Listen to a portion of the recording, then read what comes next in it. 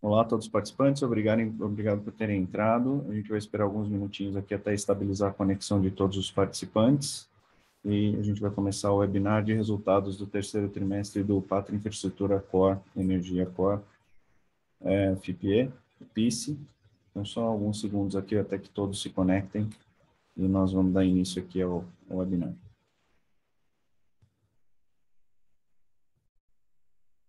Ok, estabilizado o número de participantes, obrigado a todos por terem entrado. Esse é o webinar do terceiro trimestre de 2021 do PICE. Nós temos aqui conosco hoje o José Teixeira, que é sócio aqui do Pátria, responsável pelo desenvolvimento de produtos e também pelo relacionamento com investidores. Vai fazer uma abertura aqui e fazer um breve update do Pátria. Depois, na sequência, nós teremos Luiz Fernando Lopes, que é o nosso sócio aqui também do Pátria, economista-chefe, estrategista, nosso aqui vai dar um update sobre a parte macroeconômica, direcionada aqui, obviamente, para o fundo em questão.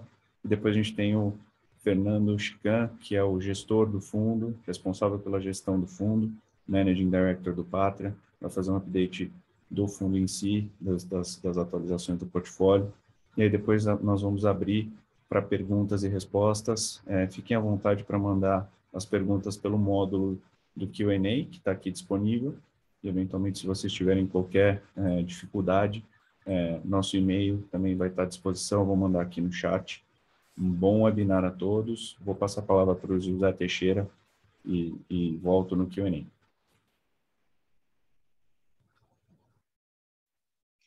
Obrigado, Bruno. Obrigado a todos que estão participando desse webinar, conference call, apresentação aqui de atualização do nosso PICE 11. Eu vou começar aqui a apresentação fazendo uma breve atualização daquilo que ocorreu de relevante no último trimestre, bem como para apresentar o Pátria para aqueles que ainda não conhecem muito bem. Nossa audiência é rotativa, a nossa base de investidores no nosso PICE 11 também é rotativa potencialmente, então gostaria de contar para vocês sobre o Pátria. A primeira coisa a dizer sobre o Pátria é que nós somos a maior gestora de investimentos alternativos da América Latina, uma das maiores dos mercados emergentes. Nós temos agora quase 130 bilhões de reais sob gestão.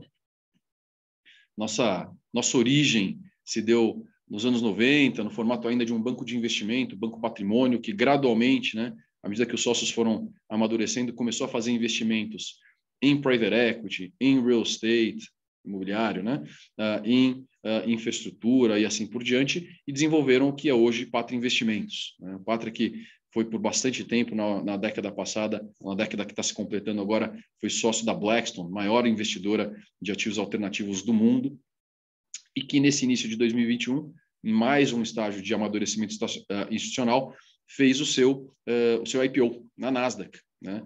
IPO super bem sucedido e que deu forças para o Pátria continuar amadurecendo institucionalmente e investindo mais na sua capacidade de entregar bons produtos com bons retornos e com cada vez mais um bom serviço para os nossos clientes, para os nossos investidores. Né?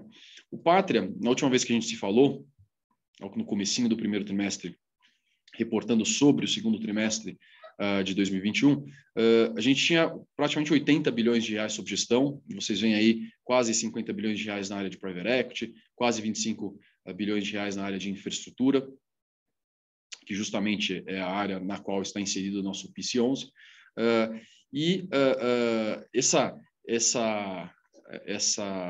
Esse grupo, né, de classes de ativos teve um terceiro trimestre muito bom. Os fundos de private equity performaram muito bem.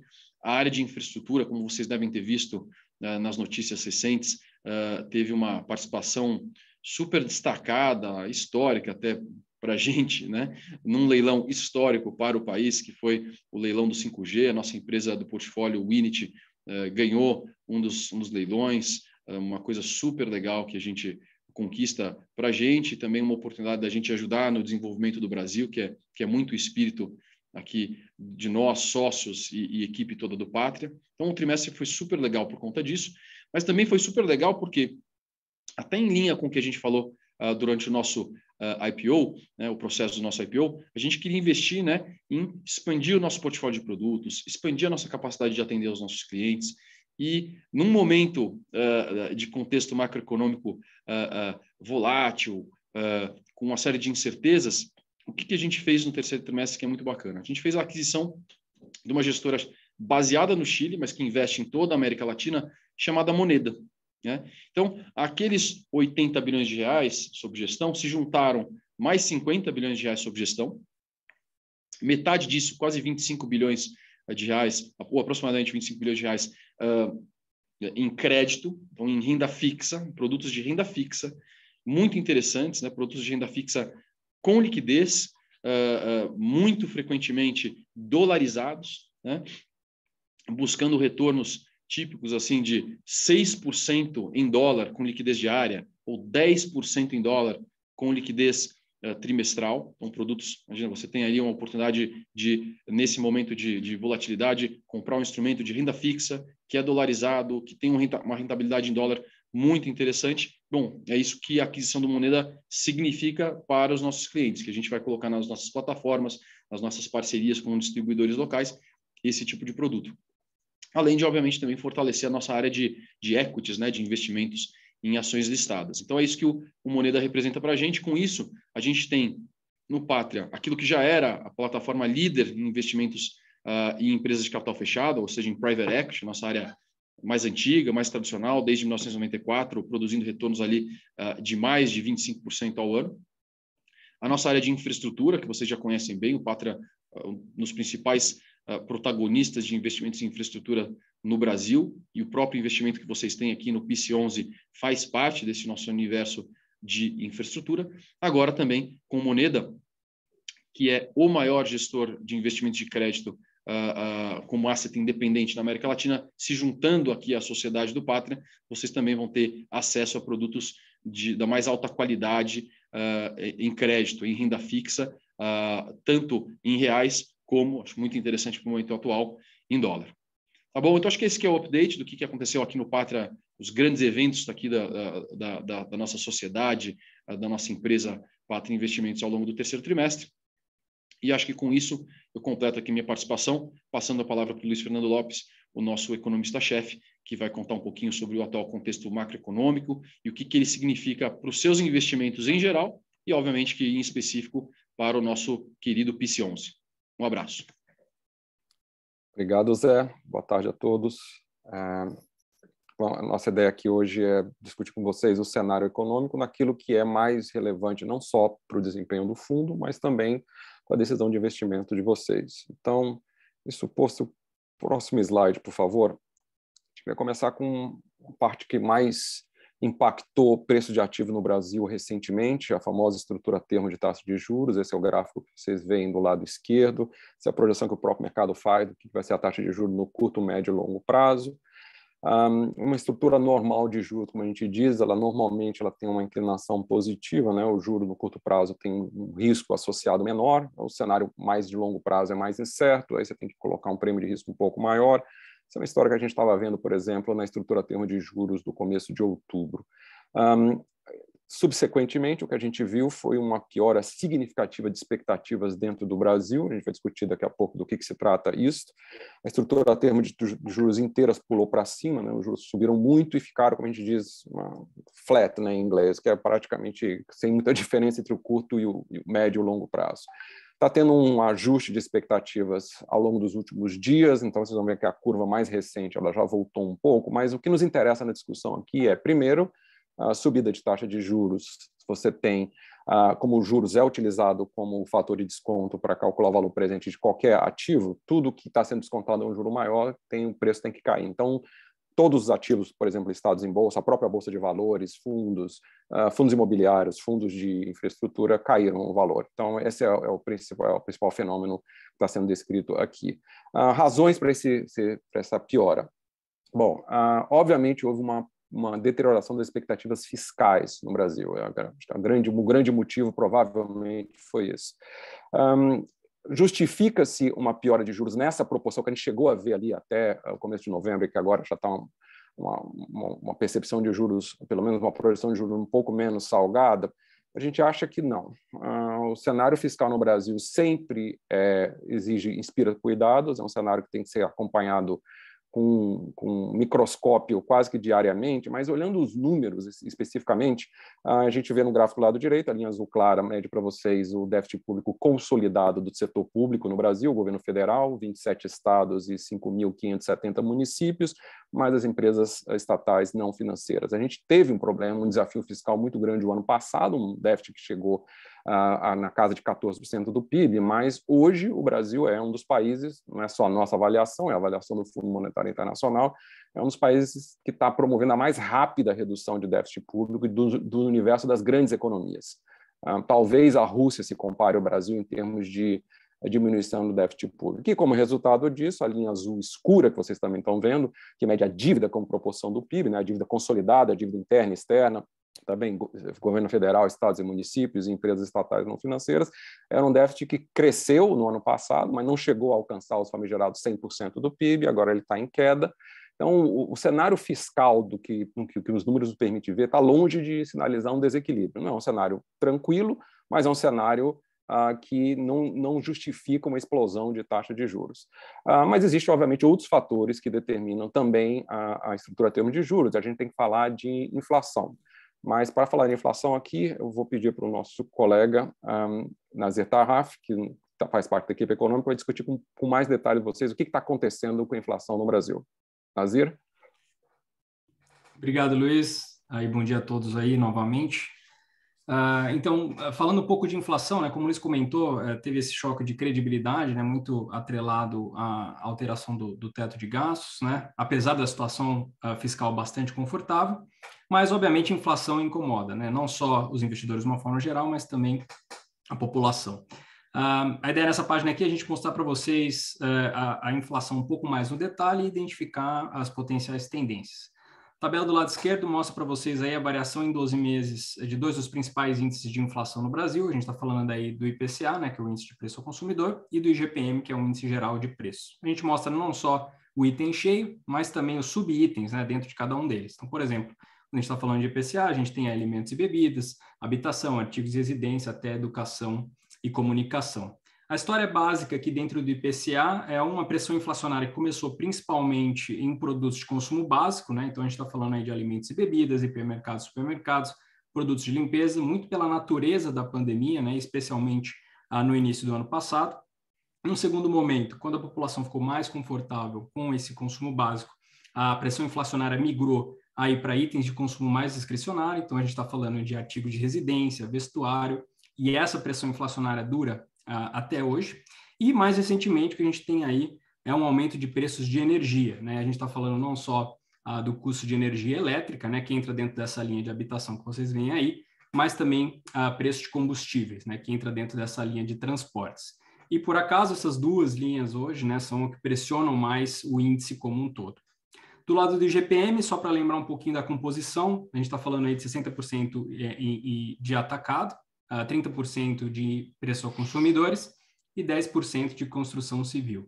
Aqui, a história básica é basicamente uma combinação de alta de preço de commodities, né, principalmente no mercado internacional, combinado, obviamente, com uma moeda super desvalorizada, né? E como aí o preço ao produtor, né, ou no atacado representa 60% do índice, uma deterioração nesse subitem, obviamente, leva com que o IGPM aumente significativamente. O que a gente viu é que o IGPM cresceu até 37%, bateu um recorde histórico aí em maio de 2021, mas a boa notícia aqui é que esse índice não está crescendo mais, não está aumentando. O que a gente vê hoje é um IGPM na faixa de 21,7%, e quando a gente coloca isso em perspectiva, indo para o gráfico do lado direito da página, né, a gente coloca os dois indicadores, o IPCA e o IGPM, ao longo do tempo, a gente vê que uma queda significativa do IGPM significa também uma queda significativa do IPCA. Não necessariamente ao mesmo tempo, né? Tem aí um delay, um atraso entre essas duas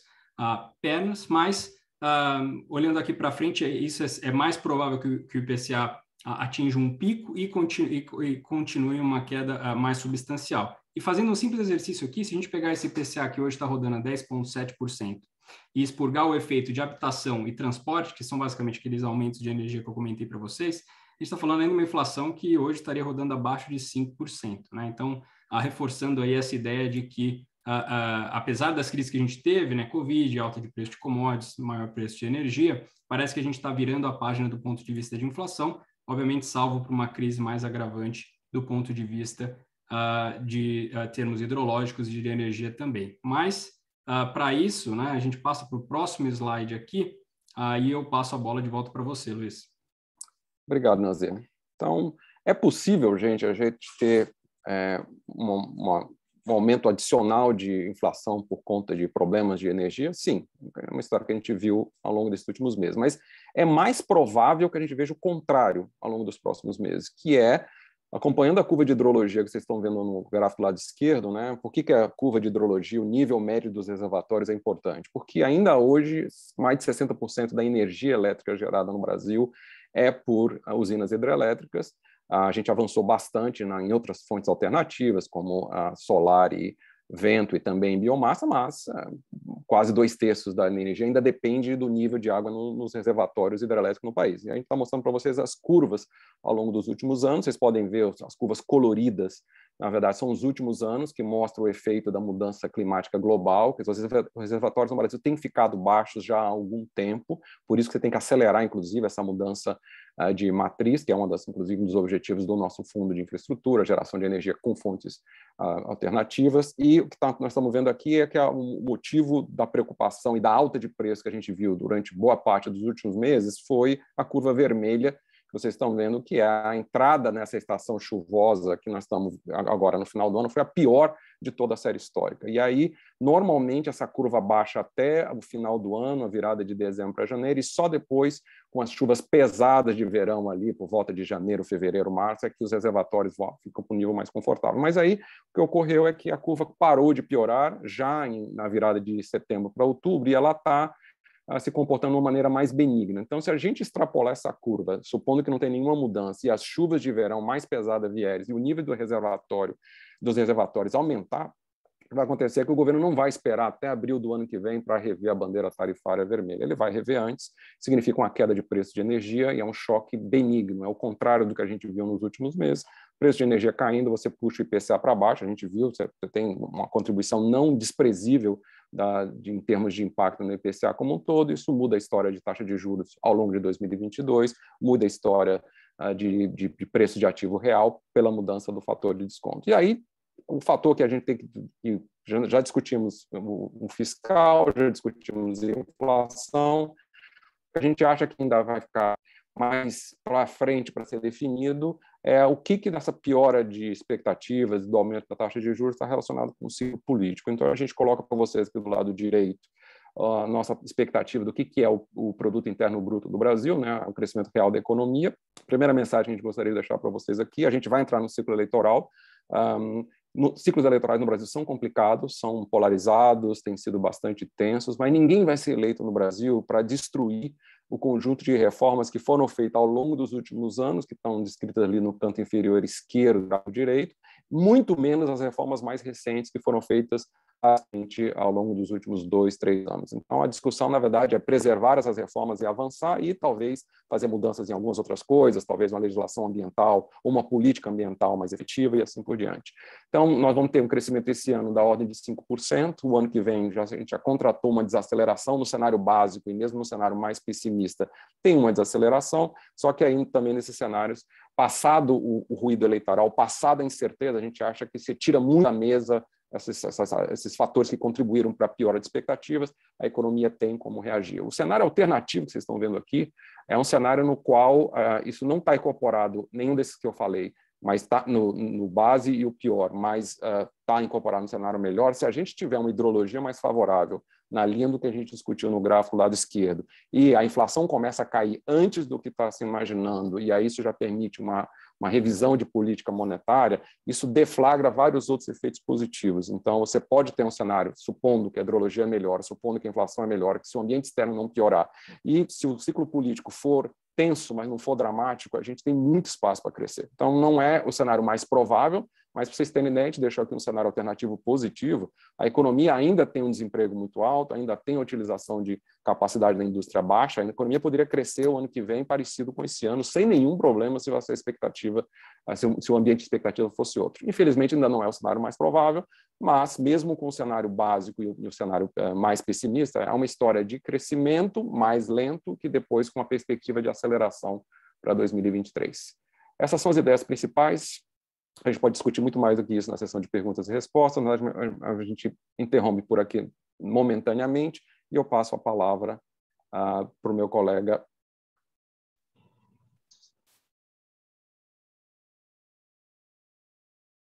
Boa, Luiz. Obrigado. Excelente. Bom, pessoal, Fernando Chican falando aqui, obrigado de novo aí pelo tempo de vocês e por poder bater esse papo sobre o PICE. Essa primeira página que a gente tem aqui é um sumário executivo sobre a atualização do fundo, só para já antecipar várias das perguntas que seguramente virão. André, você passa para a próxima, por favor? Ou pelo menos para mim está travado na agenda. Obrigado.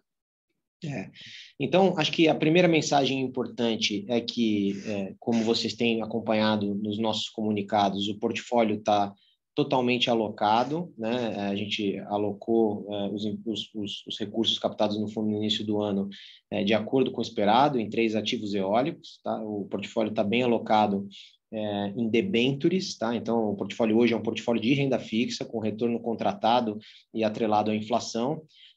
O que obviamente mitiga boa parte das discussões macroeconômicas que a gente acabou de ter, e os ativos, que são os ativos que tomaram esse empréstimo, estão performando aí de acordo com o previsto, estão progredindo como nós esperávamos originalmente. Então, uma das perguntas que vem, e obviamente a gente tem que reconhecer que a cota não performou como nós esperávamos no início, acho que o Luiz deu todo o contexto macroeconômico disso, mas o fato é que não há, uma das, né, acho que os incômodos que qualquer cotista pode ter tem alguma coisa que aconteceu que foi negativa, tem alguma surpresa diferente do que eu esperava, além do cenário macroeconômico, e a resposta é que não, do ponto de vista do portfólio e do ponto de vista da gestora aqui, seguimos bastante confiantes com o resultado do fundo e com as premissas que nós comunicamos lá no momento da emissão do fundo em março desse ano. Na verdade, sobre o retorno do fundo hoje, no preço de fechamento de outubro, o PICE está até oferecendo um retorno relativo à NTNB e aos comparáveis, e a gente vai falar disso em mais detalhe, maior do que oferecia no momento do IPO. Então, na nossa visão, realmente é uma oportunidade de investimento hoje bastante interessante. A gente acha que a perspectiva da cota é uma perspectiva de recuperação e o fundo tem, vamos dizer, além do tema de retornos mais atraentes, também pagado um dividendo com uma recorrência super atraente, como vocês sabem, mensal, em linha, um pouco acima, na verdade, do esperado no momento do IPO. Tá? Então, hoje, né, no preço de fechamento de outubro, a nossa estimativa é que o retorno implícito, né, alguém que comprou lá no fechamento de outubro uma cota do PICE, vai ter um retorno até o final da vida dessa debênture de IPCA mais 9, é um retorno excelente, principalmente considerando a isenção fiscal do produto para as pessoas físicas. É uma cota que está quase 20% abaixo do valor patrimonial, e, de novo, com o yield esperado para o ano que vem, em linha com o yield deste ano aqui de R$9 por cota. A gente vai falar dos impactos de inflação, sobre isso em mais detalhe daqui um pouquinho. Então, a mensagem principal do ponto de vista do portfólio, tudo estável, tudo de acordo com o planejado e positivo. Do ponto de vista de retorno implícito e perspectivas futuras também, a gente acha que é uma oportunidade de retorno relativo excelente, uma ótima oportunidade de entrada aqui no fundo, e vamos falar o que a gente está fazendo em relação a isso. Tá? Então, podemos passar para a próxima página. Acho que a gente queria começar só rapidamente, para os menos familiarizados conosco, dando uma atualização sobre a área de infraestrutura do Pátria. O Zé Teixeira, no começo, falou bastante sobre o Pátria de maneira geral, mas acho que é importante dizer que nós, obviamente, queremos que os nossos cotistas estejam conosco no médio e longo prazo, e muito além, eu acho, do que é o portfólio do fundo hoje, é importante os cotistas saberem quem é o gestor, né? Qual que é o track record do gestor. Então, só tem 2 páginas aqui para dar um pouco de visibilidade para vocês sobre o que a área de infraestrutura do Pátria fez historicamente. Tá? A gente... Pode voltar uma, André, por favor? Então, em infraestrutura no Pátria, a gente investe há 15 anos, tá? A gente investe desde 2006. Nós já investimos em 23 companhias. Essas companhias atuam em 8 países diferentes. E hoje o nosso portfólio é um portfólio de 25 bilhões de reais. Então, esse tamanho, esse volume é realmente comparável com grandes conglomerados de infraestrutura. Se vocês olharem as empresas listadas em bolsa, que é do porte de CCR, CPFL, a nossa experiência é dessa magnitude, tá? A gente entrega um retorno consolidado de 18% ao ano desde 2006, então um retorno bastante expressivo. Então, não só a gente só chegou até aqui, obviamente, entregando resultado, e as nossas empresas se comprometeram com mais de 50 bilhões de reais de investimentos, já contrataram mais de 28 bilhões de reais de financiamentos. O nosso time é um time de mais de 70 pessoas, tá? Então, a principal mensagem aqui é convidar vocês, realmente vocês não vão encontrar um gestor com esse nível de experiência na América Latina, investindo aqui em infraestrutura e com um time e com um track record tão longo, né? O Zé comentou, o Pátria existe há mais de 30 anos e o time de gestão aqui está aqui há muito tempo. O Zé e o Luiz não necessariamente vão gostar do que eu vou dizer aqui, mas ambos estão... O Zé está aqui há 20 anos, o Luiz está há mais de 20 anos, eu estou aqui há 10 anos, então é um time bastante coeso e que vai estar aqui né, nas próximas, se tudo der certo, vamos dizer, muitos anos aqui para estar acompanhando os resultados e entregando o que se comprometeu com vocês. Tá? Na próxima página tem só um pouquinho mais de exemplo, vocês podem eventualmente dar uma olhada e tirar dúvidas aí com o nosso time de RI, mas é só para dar dimensão. O que são esses 23 investimentos? Tem de tudo. A gente já fez mais de 3 GB de renováveis, fizemos energia térmica a gás, fizemos linha de transmissão, fizemos rodovia, tem uma maior plataforma de transporte hidroviário da América Latina. Já em telecom, fizemos torre de celular, fibra ótica, data center, fizemos dessalinização de água no Chile, tivemos operador de água e esgoto para clientes corporativos no Brasil. Então, é uma experiência muito, muito ampla em todos os setores da infraestrutura e essa experiência que a gente está trazendo para esse produto aqui, que é o PICE. Tá? O PICE, como a maioria de vocês sabe, na próxima página, é um produto bem particular e focado em renda. Então, investir em ativos maduros de infraestrutura de baixo risco e focado em renda. Então, o que a gente está buscando aqui é investir em ativos pagadores de dividendo e o cotista se beneficiar, né, desse retorno estável e previsível, esse pagamento de dividendo estável e previsível. Tá? Esse é o objetivo do fundo. O fundo só investe em ativos do setor de energia elétrica. É um fundo que vai ter um portfólio bem diversificado, já nasceu diversificado investindo em 3 ativos, e que, obviamente, como vocês sabem, é um fundo listado em bolsa e que tem benefício fiscal para a pessoa física. Tá? Na próxima página, a gente fala um pouquinho do portfólio. Então, eu comentei que as coisas estão andando conforme o planejado. O portfólio do fundo hoje é composto por 3 ativos, são 3 parques eólicos operados por uma mesma empresa, que é um operador europeu chamado Care. Esses 3 ativos são localizados no Nordeste do Brasil. Os 3 têm contratos de energia vendidos no longo prazo, então a receita do projeto está contratada por 20 anos, então os PPAs, são como se chamam esses contratos, vão até 2041. Então, de novo, só para fazer o paralelo que a gente muitas vezes faz nesse tipo de fundo com fundos imobiliários, imagina que você tem um imóvel cujo aluguel está contratado por 20 anos. Né? Isso é uma coisa incomum no mercado imobiliário e bastante comum no setor de infraestrutura, é o cenário que vocês têm aqui nesses 3 ativos. Né? Então, são ativos que têm a receita, vamos dizer, contratada por 20 anos. Os 3 ativos, o primeiro ativo, que é o Parque Eólico de Serrote, no Ceará, está operacional desde maio de 2021.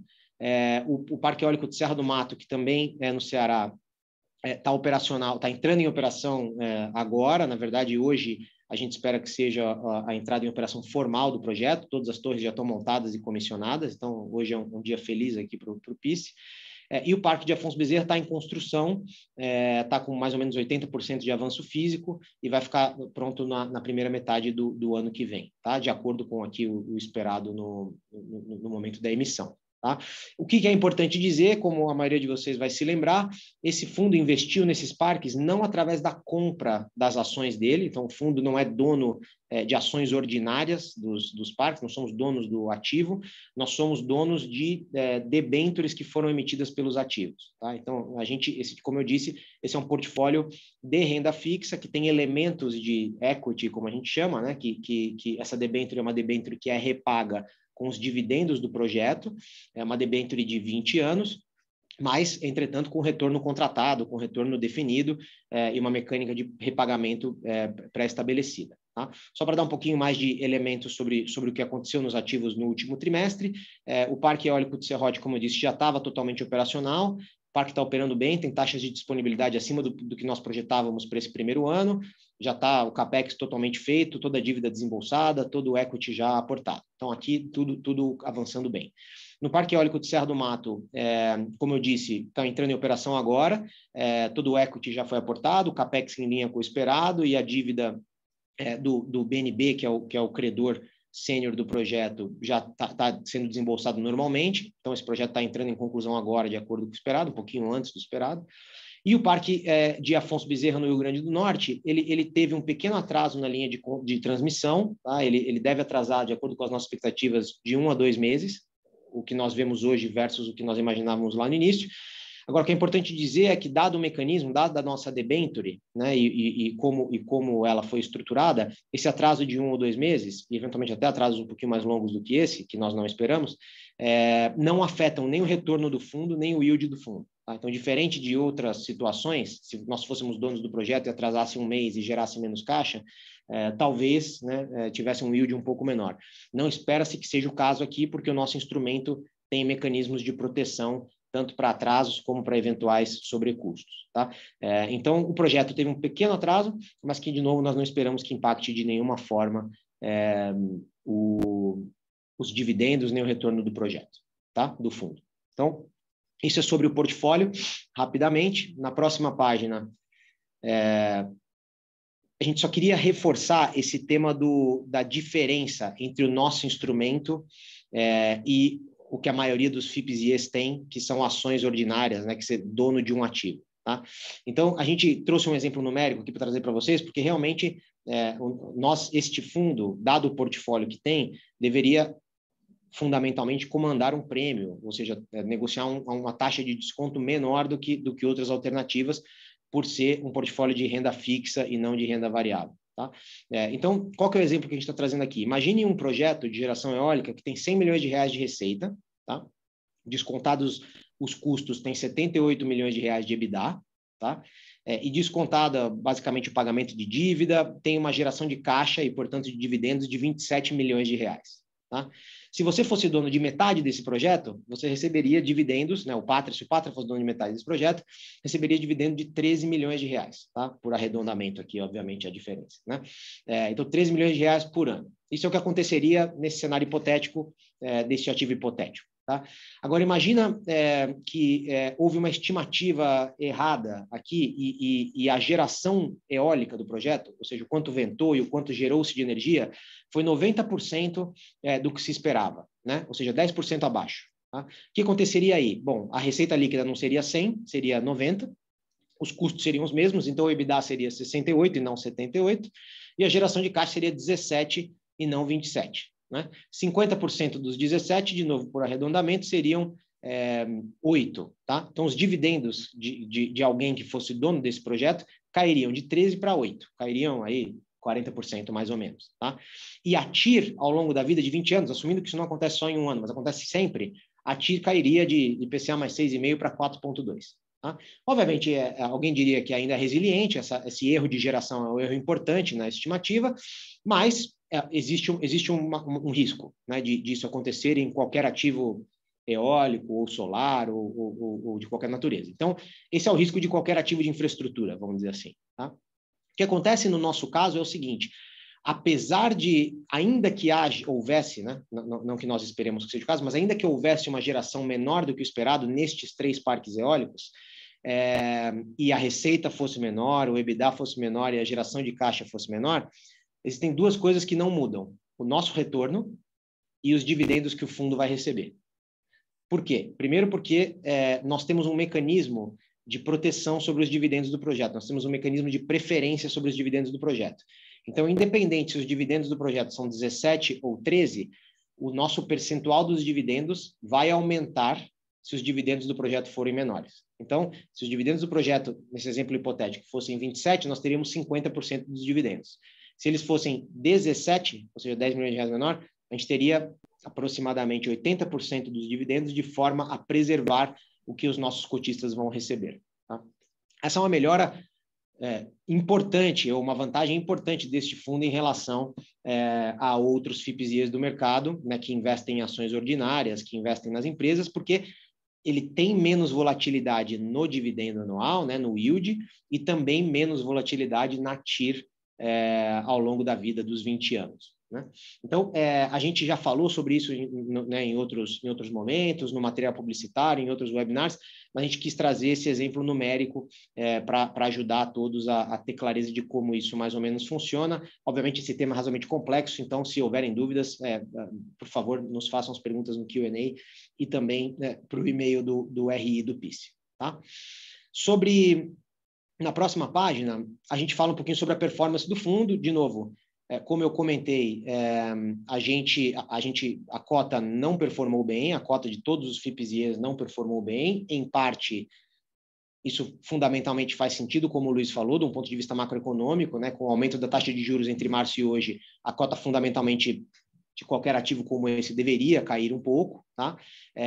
O que aconteceu foi, para ter claro, né, qual foi o panorama, a cota patrimonial no momento da emissão de 98,59, depois dos custos da emissão, hoje é 101,65, a gente já distribuiu R$5, então a valorização total foi de R$8 nesse período aqui enfim, 7 meses. Então, esse foi o panorama até agora. Pode passar para a próxima, André, por favor. E hoje, entre a cota patrimonial e o valor de mercado, existe essa diferença de mais ou menos R$17 e mais ou menos 20%. Tá? Então, um comentário importante que eu queria fazer, que é importante todos terem claro, é o seguinte: se esse ativo não fosse marcado a mercado, né, não fosse listado em bolsa, o que você veria, né, o que o cotista veria? Se fosse uma debênture de infraestrutura típica, você veria lá no extrato né, da sua plataforma de investimento um valor de 101,65. Né, que é a valorização desse papel ao longo do tempo, marcado na curva. Né? O que a gente vê na prática, como o fundo é listado em bolsa e existe essa liquidez, é o valor da cota a mercado, 84,9. Né? Então, a gente acha, em parte, é uma pergunta que seguramente virá, eu nem vi o Q&A ainda, mas seguramente virá, mas por que a cota, né, por que sofreu mais? Em parte, a gente acha que é um pouco de o investidor, de maneira geral, vê uma queda que ele não vê, apesar do ativo ser o mesmo. Se você vender uma debênture de infraestrutura a mercado, hoje, como o Luiz falou, você vai ter uma perda. Né? Apesar de estar marcado a 101,65, se você fosse vender hoje, haveria uma perda, porque você vai descontar uma taxa maior. Apesar disso, o cotista, quando tem uma debênture, ele não vê isso na tela. Então, há uma percepção que esse tipo de produto, o FIPE, está performando pior do que outros parecidos, quando não é o caso. Realmente é só que você está vendo a marcação ao mercado todo dia e o outro não. Tá? O fato é que hoje, alguém que comprar a cota a R$ 84,90, nas nossas estimativas aqui, tem um retorno implícito próximo de PCA mais 9 isento. Tá? E PCA mais 9 é realmente, para este nível de risco que eu estou descrevendo para vocês, um retorno, na minha opinião pessoal, extraordinário. O que significa IPCA mais 9? Significa que em 5 anos seu capital dobrou, assumindo uma inflação de 4%. Tá? Então, em 5 anos, investiu 100 hoje, 200 daqui a 5 anos, e em 10 anos é quase 4 vezes o dinheiro. Tá? Então, é um retorno realmente para este nível de risco, e sem tributação alguma, um retorno realmente extraordinário. Então, nós estamos aqui fazendo um trabalho de RI importante, de tentar trazer para a base de investidores cada vez mais investidores sofisticados e interessados que entendam essa dinâmica e que apoiem o fundo para que haja menos volatilidade aqui dessa cota. O fato é que a gente tem muita convicção aqui no produto e nos ativos que a gente está investindo. Tá? Na próxima página, a gente fala um pouquinho do impacto do IPCA. Né? Então, esse é um tema que a gente tem recebido muitas perguntas sobre ele. E às vezes as pessoas perguntam, bom, se o yield esperado era R$ 9,00 e o IPCA foi de 4% para 10%, o que acontece? É R$ 9,00 mais como que é, né? Vai para 19, vai para 15, como que é essa relação, né? Então, só para garantir que está claro quais são os efeitos. Existem dois efeitos do IPCA. O primeiro é bem direto, que é no valor patrimonial do fundo, tá? Então, de novo, a gente está usando um exemplo ilustrativo aqui. Se a cota no ano 1 parte de 100 e o IPCA é de 4% e o retorno do fundo é de IPCA mais 6,5%, a cota patrimonial, né, se não pagar nenhum dividendo, vai de 100 para 110,8%. Tá? Não é 110,5% porque tem os efeitos compostos de 1 mais 4% vezes 1 mais 6,5%. Então, isso é o que aconteceria no cenário 1. Tá? No cenário que o IPCA vai a 10, que é perto do que está acontecendo hoje, o valor patrimonial deveria subir mais. Tá? Vai de 100 para 117, maior do que o 110. Isso é o que acontece do ponto de vista da cota, é mais direta essa relação. Do ponto de vista do yield, o yield é, para os menos familiarizados com esse tipo de fundo, o yield é o que o cotista recebe no bolso todo ano. Tá? A conta do yield é quantos reais você recebeu por quantos reais você investiu no início. Tá? É esse percentual. Bom, se você investiu 100 e no ano 1 teve um yield de R$10, isso é um yield de 10%. Tá? No ano 2, se o IPCA for de 4% e nada mais mudou, a geração não mudou, os custos não mudaram, etc., você vai de 10 para 10,4%. Notem que é uma variação bastante menor, né? De 10 para 10,4%. E se o IPCA for 10%, você vai de 10 para 11% de yield. Tá? Então, não é que há apesar da inflação ser substancialmente maior e da cota patrimonial subir bastante mais, no yield que a gente recebe, o impacto é menor, porque realmente é 10% sobre uma base já menor. Né? Então, é isso que a gente deveria ter na cabeça sobre os impactos da inflação. Então, o impacto na cota patrimonial, obviamente ajustado para os dividendos, é maior, mais direto. No yield nominal é um pouco mais indireto. Tá? E esse efeito é um pouco mais lento. Tá? Então, esse é um conceito que a gente acha importante dividir com todos. Na próxima página, esse de novo, é uma mensagem super, super importante que a gente tem. Então, o que acontece? De fato, houve uma mudança, o Luiz comentou isso bastante, e o Nazir, houve uma mudança do cenário de juros muito importante. Tá? O que a gente está mostrando aqui para vocês? As debêntures, a gente pegou uma média das debêntures de infraestrutura do setor elétrico. Tá? Em março de 21, no momento do IPO do fundo, essas debêntures pagavam inflação mais 4,1%, quando a NTNB pagava, numa duration bem curtinha, pagava IPCA mais 2,4%. A diferença de 4,1 para 2,4 é 1,7%. Então, basicamente, o que está implícito aqui?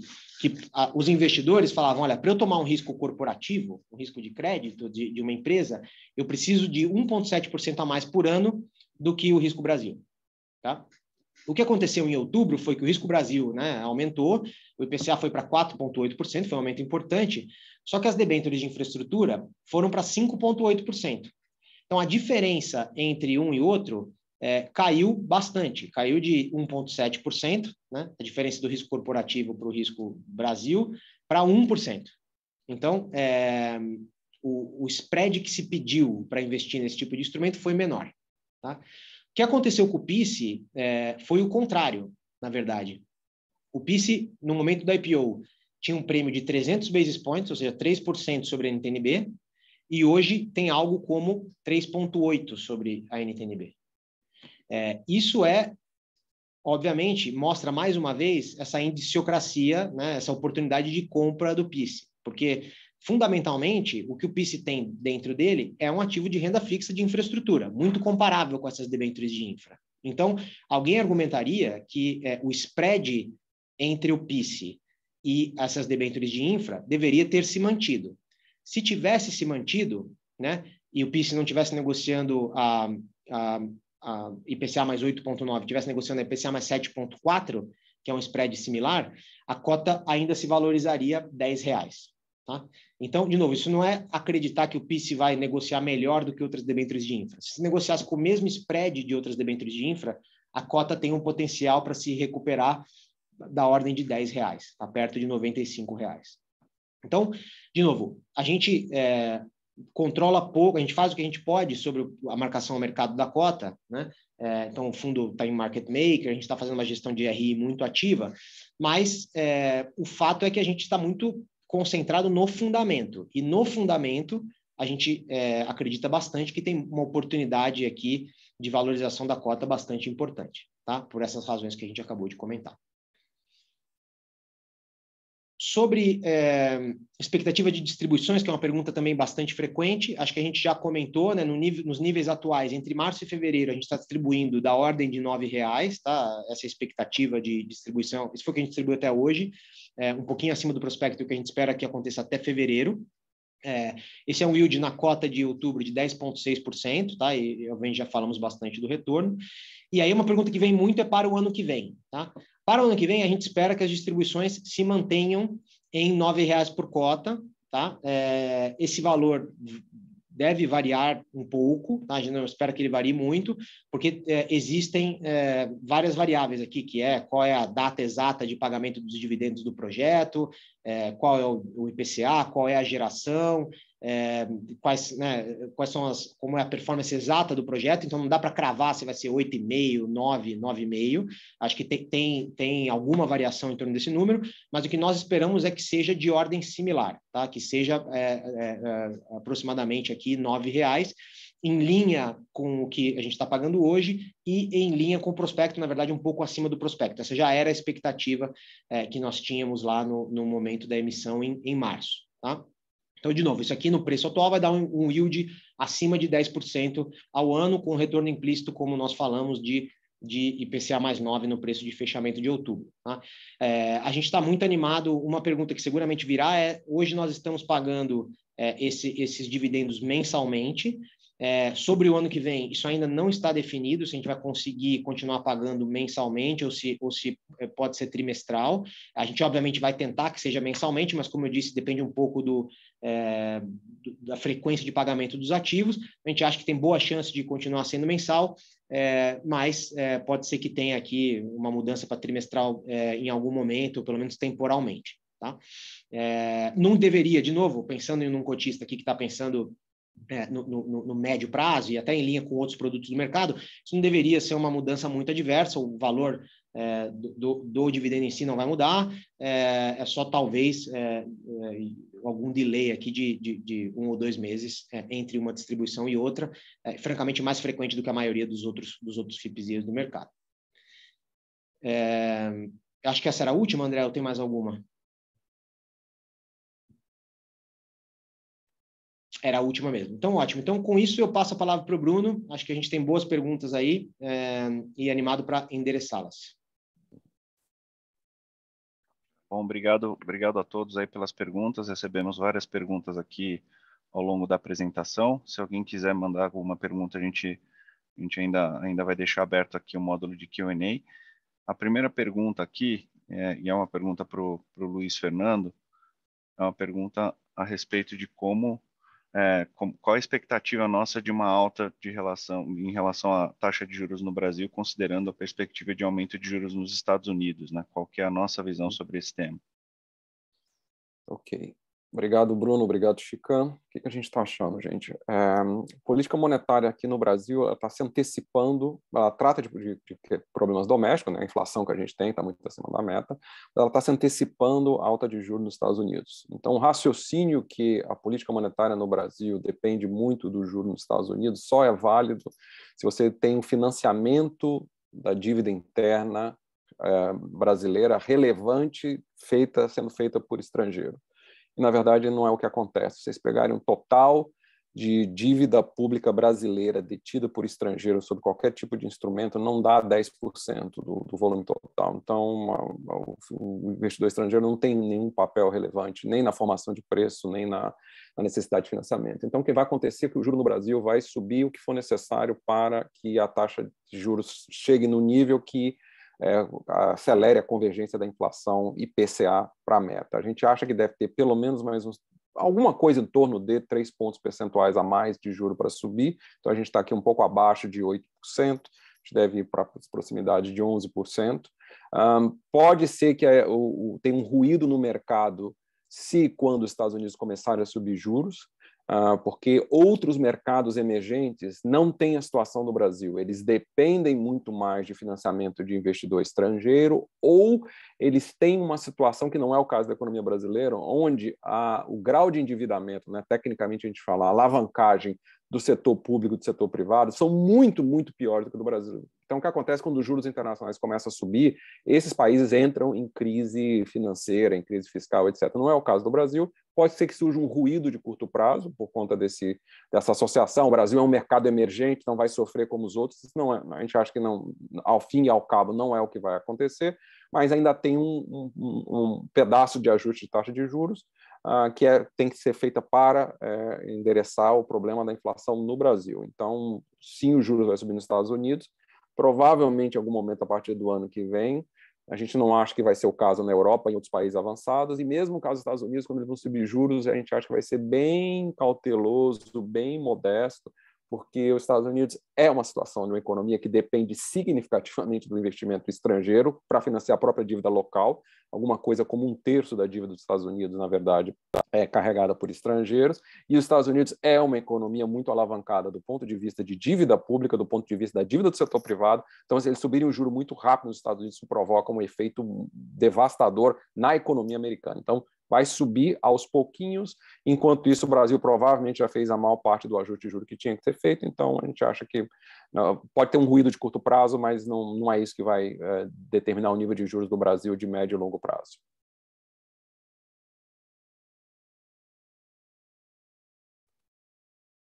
Obrigado, Luiz.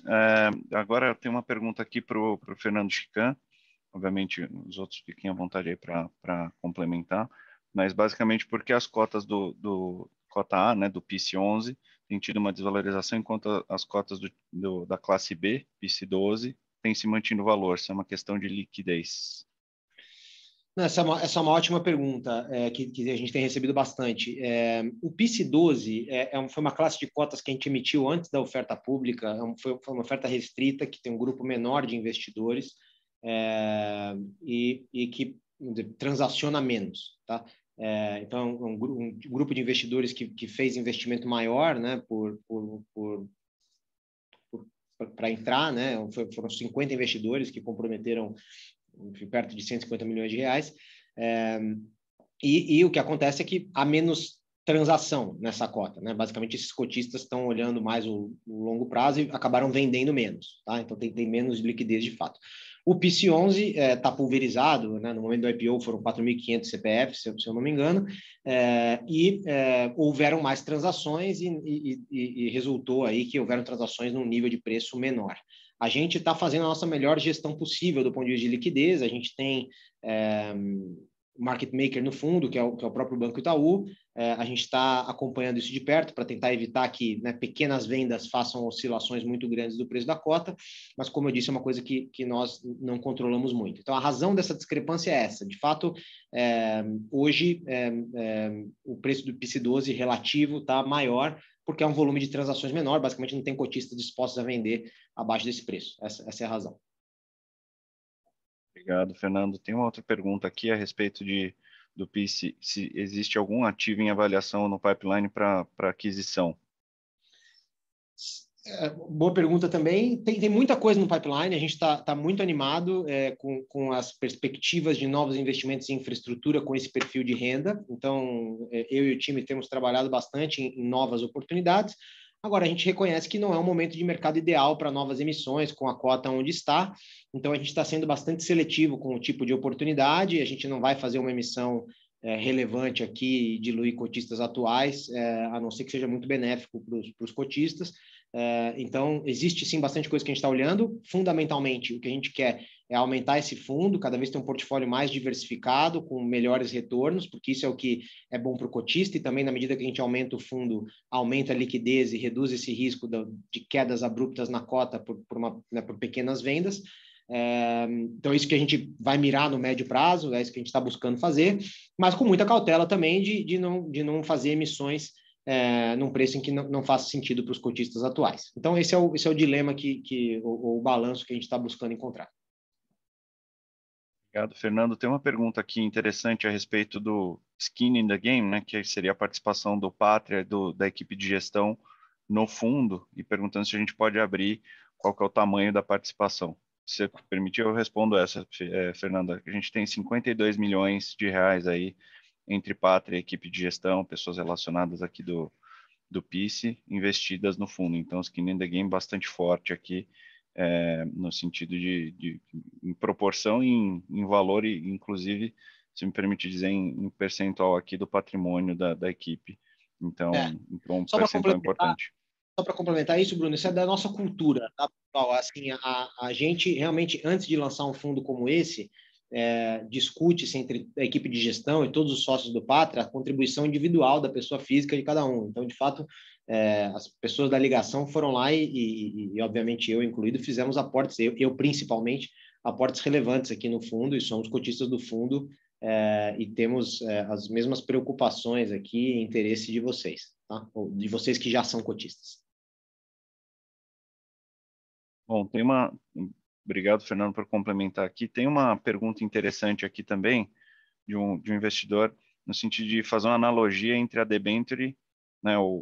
Na debenture você tem o valor ali de pagamento de principal no vencimento. Ele pediu para fazer uma analogia de como funciona isso em relação ao valor patrimonial da cota. Ou seja, no PIS, em que momento o investidor receberia o valor da cota patrimonial, né? Em que momento voltaria para ele? Sim.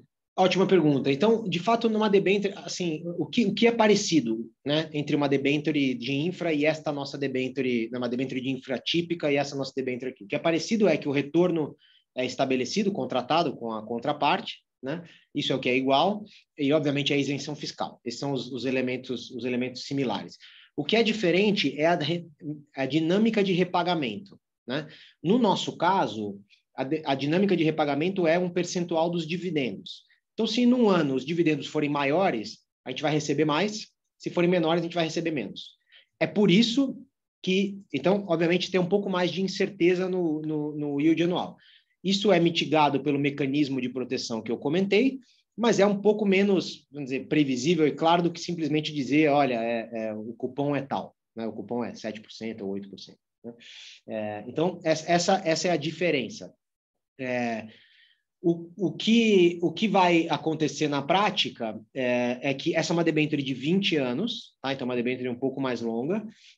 A gente espera, vocês viram, né, ou vocês têm acesso ao material publicitário, a gente espera mais ou menos um yield de 8,5%, 9% ao ano nos primeiros 5 anos, e a cota vai se valorizar um pouquinho, porque se o retorno implícito no momento da emissão é de 10,5%, 10,6%, 10,6 menos 9, basicamente a expectativa é que o valor patrimonial continue subindo um pouquinho, tá? A diferença entre 10,6 e 9. E aí, no final do ano 20, o projeto ainda opera por mais 15 ou 20 anos, a companhia, né, o emissor, tem que nos repagar o principal. Então, de fato, a expectativa é que você vai recebendo um yield desta ordem aí, de 9%, 10%, até o momento que no final do 20º ano, que é o vencimento da debênture, a debênture seja totalmente repaga. Então, uma lógica parecida com a de uma debênture de infra típica, com essa nuance de que o repagamento anual vai se dando pelos dividendos e não por um cupom pré-estabelecido especificamente. Obrigado, Fernando. Tem uma pergunta aqui de um dos investidores a respeito do yield ano que vem, que na estimativa dele aqui dá um pouco mais de 10%, 10,7%, e perguntando por que isso fica muito próximo da inflação aí, e como seria endereçado o tema da inflação. Acho que repassando ali o slide de como isso impacta no nosso valor patrimonial e no yield. Sim, eu acho que esse é o tema que a gente falou. De fato, acho que a conta está certa, né? Da ordem de 10,6%, 10,7%, então a conta está adequada, foi o número que nós mostramos. E o tema da inflação é esse: fala, putz, eu tive uma inflação de 11% esse ano, por que não subiu? Por que o yield não foi de 11% para 20%? Porque o efeito no yield ele é mais lento, né? Ele de novo, uma inflação que de um ano vai de 5 para 10%. Ele não muda o yield de 10 para 20, né? Como a gente mostrou naquela página. Não sei se dá para mostrar aquela página mais uma vez aí, André, se você está com a apresentação, mas o yield não vai de 10 para 20, né? Ele vai de 10 para 11, eventualmente. Tá? Então, o que é importante, obviamente, é que esse acúmulo na cota patrimonial vai aumentar o yield de maneira consistente em vários anos. Então, essa página aí exemplifica isso. Então, um aumento de inflação relevante de 4% para 10% aumenta o pagamento de dividendos ao invés de ser 10,4% num ano, vai para 11% no outro ano. Né? Então, apesar da inflação, né, ter um impacto de curto prazo maior no valor patrimonial do fundo, ele tem um impacto um pouco menor no dividendo. Isso, francamente, acontece em debêntures de infra de maneira similar. Né? Então, acho que é essa a resposta. Bruno, não sei se quer complementar alguma coisa. Acho que é basicamente isso, a diferença capitalizada ali e, de fato, aumentando o yield para frente. Tem uma pergunta interessante aqui do investidor a respeito da taxa de juros e inflação, né, aumentando, se prejudica de alguma forma a capacidade de pagamento aí dos ativos, né, da Care, e se os PPAs, como é que os PPAs protegem a companhia nesses movimentos, enfim, como é que essa dinâmica afeta a capacidade de pagamento das debêntures, né, que a gente tem. Sim, essa é uma ótima pergunta aqui, realmente muito bem estruturada. Os ativos, eles têm receita atrelada ao IPCA. Os custos do projeto também são atrelados ao IPCA e as dívidas também ao IPCA. Então, ainda num cenário inflacionário, não há descasamento entre receitas, custos e dívida do projeto. Então, do ponto de vista de solvência ou de capacidade de pagar as obrigações, um cenário inflacionário mais pressionado ou menos não impacta os ativos, tá?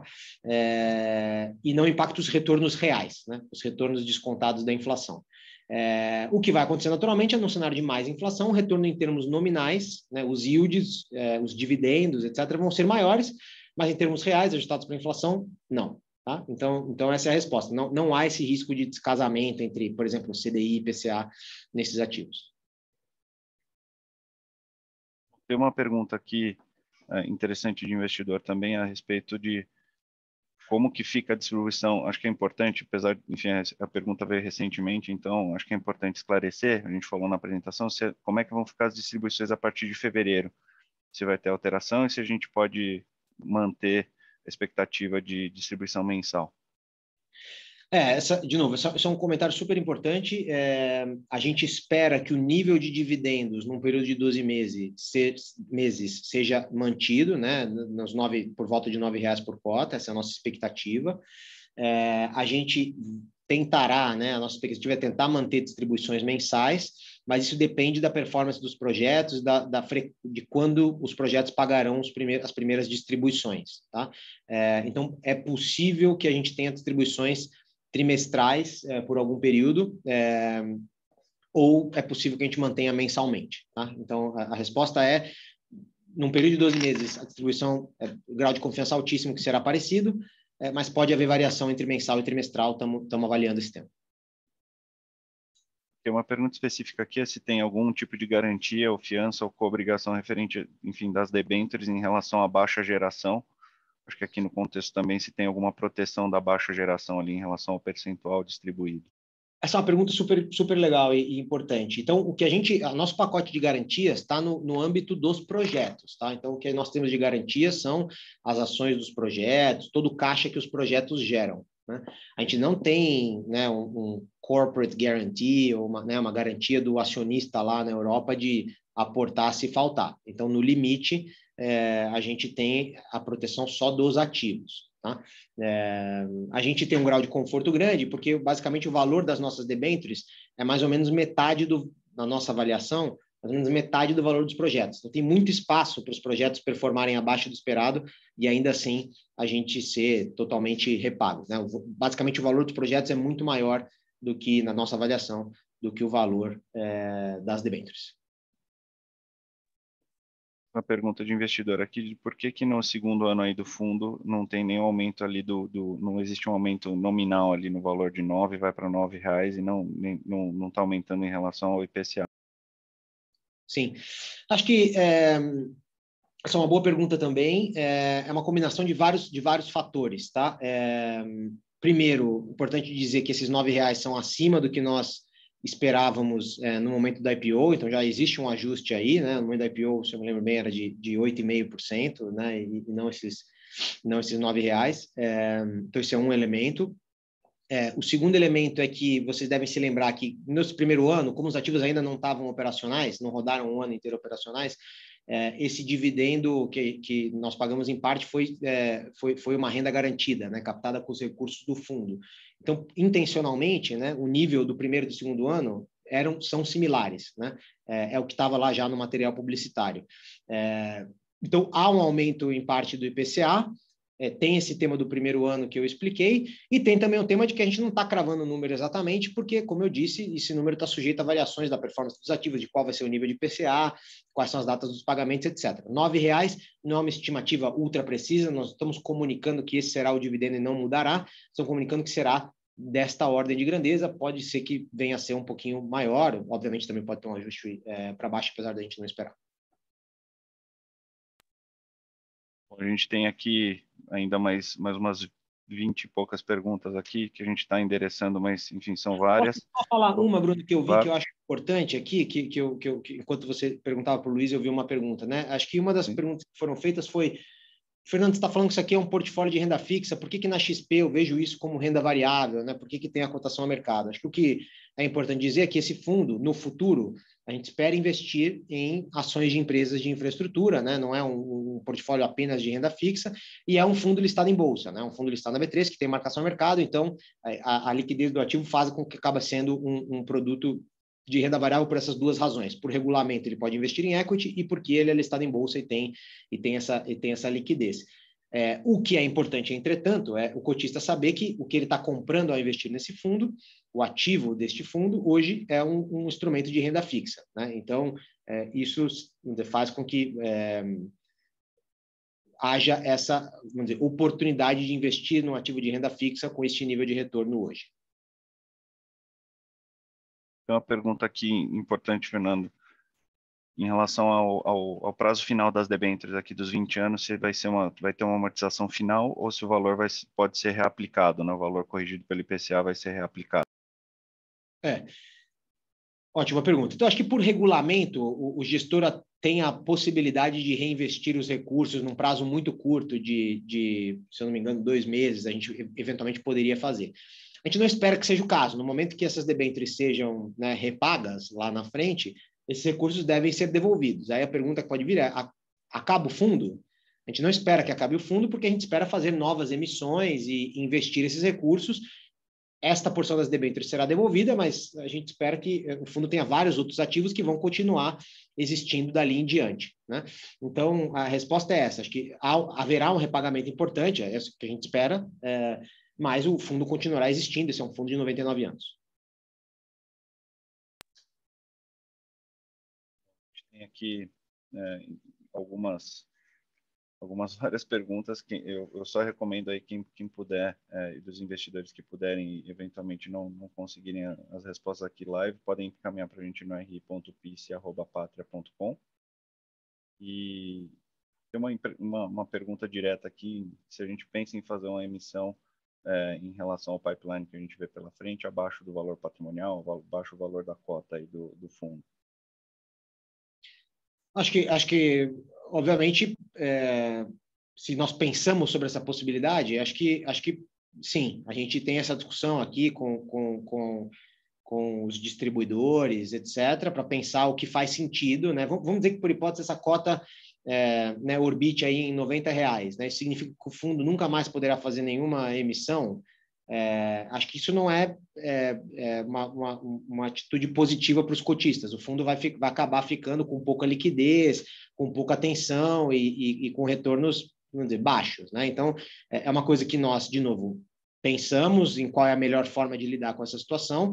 Vamos trabalhar para a cota reagir, essa é a nossa prioridade número 1, e em parte para a cota reagir a gente acha que precisa colocar mais ativos nesse fundo com melhores retornos, com melhor yield para fazer a cota performar. Então, pensamos, mas não existe uma decisão de fazer nenhuma emissão no curto prazo, não existe um caminho para fazer isso. A gente vai avaliar qual é a melhor forma de otimizar aqui, de buscar os melhores retornos e performance para os nossos cotistas.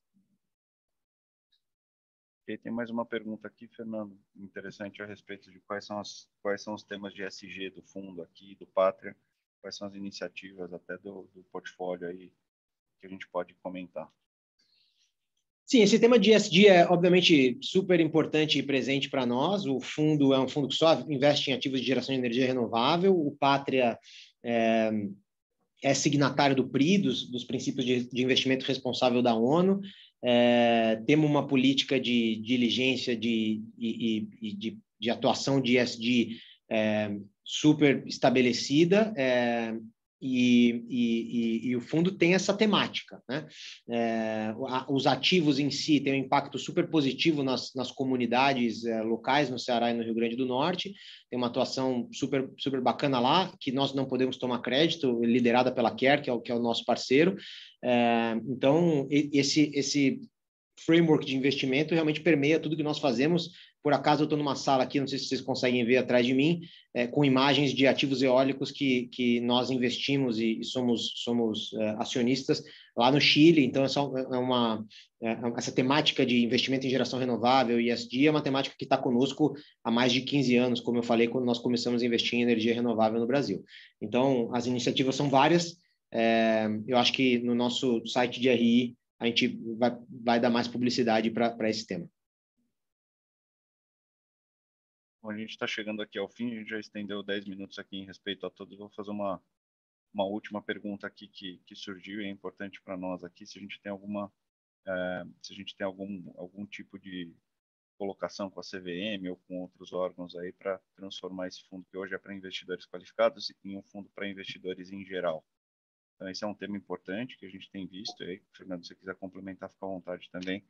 A gente tem visto esse tema, a gente concorda que boa parte dos produtos que hoje estão para investidores gerais são muito parecidos com esse até muito mais protegido do que muitos que saem no mercado para público geral. A gente já fez nosso pleito junto a outros FIPS também, outras gestoras, a gente está em órgãos de classe discutindo o tema e fazendo esse pleito junto à CVM.